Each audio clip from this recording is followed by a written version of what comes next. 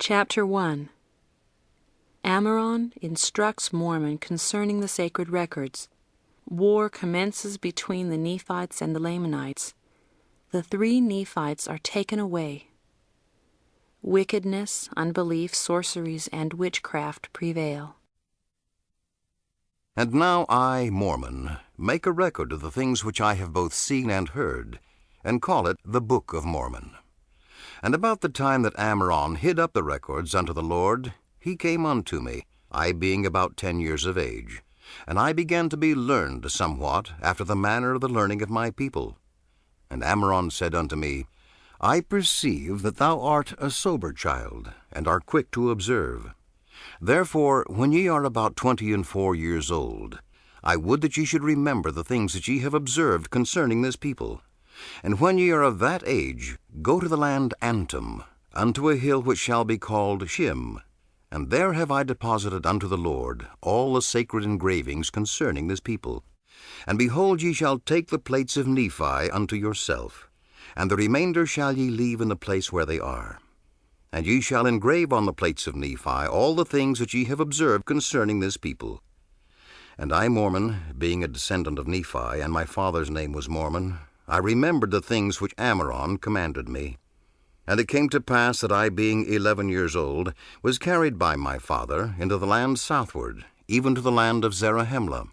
The whole face of the land had become covered with buildings, and the people were as numerous almost as it were the sand of the sea.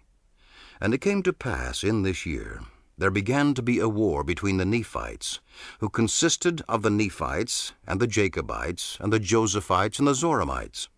And this war was between the Nephites and the Lamanites, and the Lemuelites and the Ishmaelites. Now the Lamanites and the Lemuelites and the Ishmaelites were called Lamanites, and the 2 parties were Nephites and Lamanites.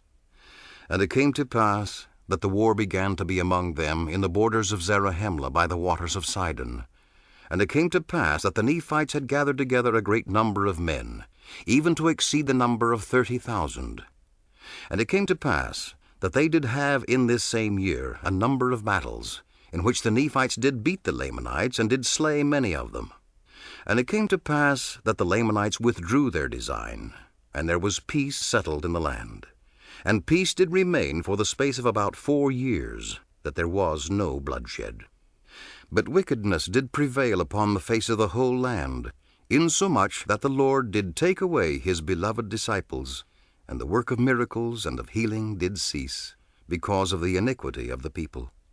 And there were no gifts from the Lord.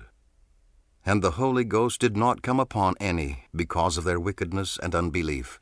And I, being 15 years of age, and being somewhat of a sober mind, therefore I was visited of the Lord, and tasted and knew of the goodness of Jesus. And I did endeavor to preach unto this people, but my mouth was shut, and I was forbidden that I should preach unto them. For behold, they had wilfully rebelled against their God, and the beloved disciples were taken away out of the land because of their iniquity. But I did remain among them, but I was forbidden to preach unto them because of the hardness of their hearts.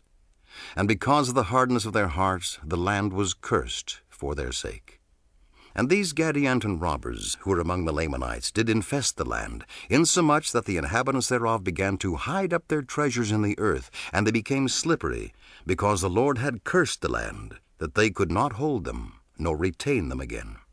And it came to pass that there were sorceries, and witchcrafts, and magics, and the power of the evil one was wrought upon all the face of the land, even unto the fulfilling of all the words of Abinadi, and also Samuel the Lamanite.